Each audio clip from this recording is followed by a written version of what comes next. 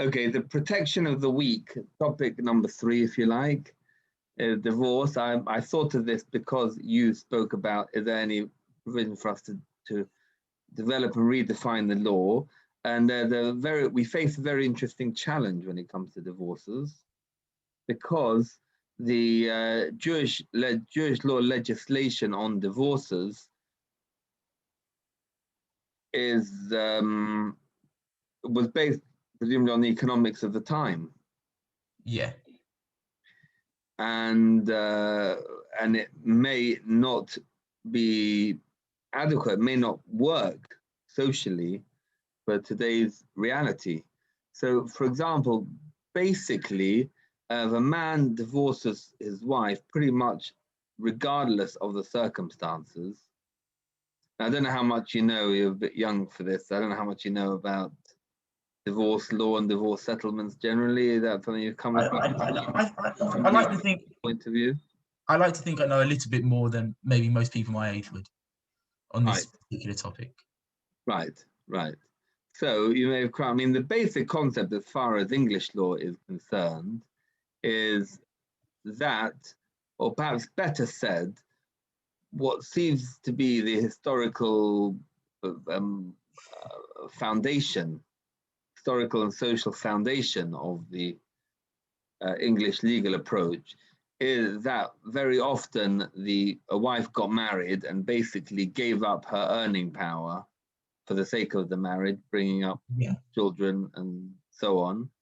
And therefore, if suppose they were married a long time, then they get divorced and she leaves and he's built up a business empire, to give an extreme example, and she has no earning power, and that's unfair. So the English law regards her as being somewhat of a partner in having made that happen, because he couldn't have done it without her. He needed her to give him a home, and especially if there were children and so on. And therefore, if the marriage breaks up, she should have quite a good share of that. Yeah. And that's basically the base on which it works. And that concept doesn't exist in Jewish law. Yeah. And that creates a problem in terms of protection of the weak, because according to Jewish law, basically the husband would have to provide for young children, and if the young children were living with the mother, then the money, I suppose, for practical reasons, would go to her, and that would indeed be Jewish law as well. Yeah. However, in terms of a settlement to her, there's no spousal maintenance in Jewish law. Yeah. There's the ketubah, which is a one-time settlement, and the amount specified in the Talmud, which is very difficult to translate into a modern equivalent. How are you going to translate ancient currency into a modern equivalent? But it seems that at the time it was supposed to approximate a 1 year's income. Mm-hmm. Now, many women today would get more than that, because it would be judged that they need much more than that. Yeah. Or something much more significant or much more ongoing. But perhaps these socio-economics of the time were that a woman who got divorced would go back to her father's house, go back to her own family, and sort of reintegrate, find a place back there. Yeah. And it stands to reason that what the rabbis legislated at the time was what worked and was right for then. If we find that it doesn't work for now, and if we could change it, we probably would change it. Yeah. One of the very prominent rabbis who works in this area, but very senior, told, I was actually surprised to hear it, because there's often a mantra amongst very religious people to be very protective and very respectful of Jewish law, and very wary of the idea of changing it.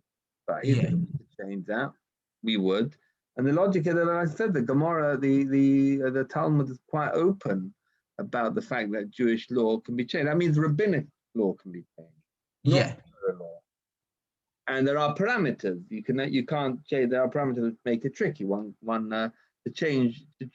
fundamentally change rabbinic law, the Sanhedrin body of now, which wants to change the law made 100 years ago, would have to be confident that it's greater in stature than the previous one, which stands to reason. Why should why should the lower court be able to change a law which is enacted by a higher court? It doesn't really make sense, but that's the concept.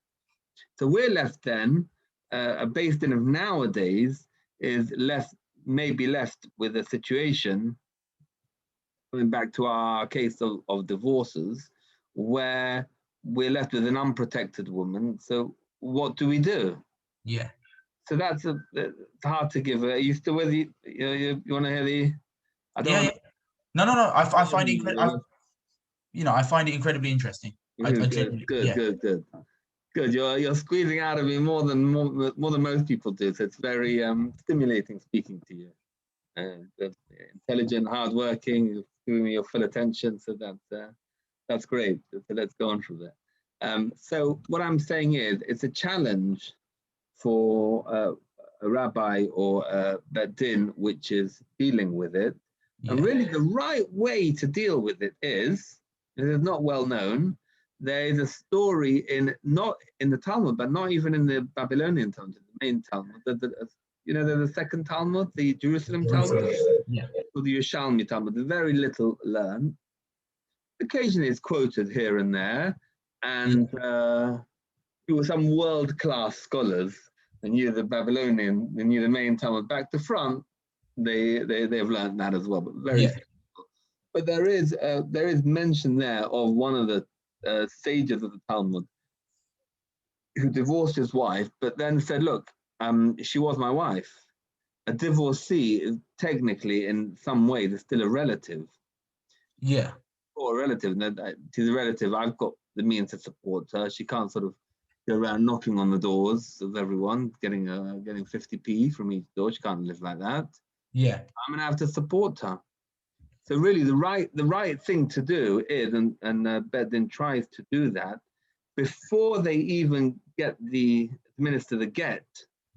They will broker an agreement between the parties, between the husband and the wife, which they think is the right and fair and ethically appropriate agreement for those circumstances. Yeah.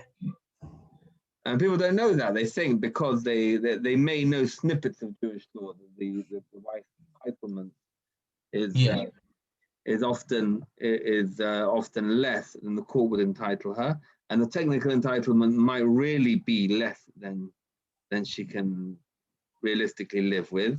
Yeah. That leads people to go to court, but what they don't realize, or they may realize, but sort of push out of their consciousness because it's an uncomfortable idea, that in Jewish thinking, part of our religion is to keep to what our religion tells us about money. So if a person follows non-Jewish law on a monetary matter where it is in conflict with Jewish religious law, then according to Jewish religious law, he's stealing. He or she are stealing. Yeah. So it's a real issue. Yeah, it's a big conflict there. Yeah. Yeah. So that's a summary of that. Yeah. On obviously rabbinic law. Is it a different issue? It's a different issue, but to do with rabbinic law.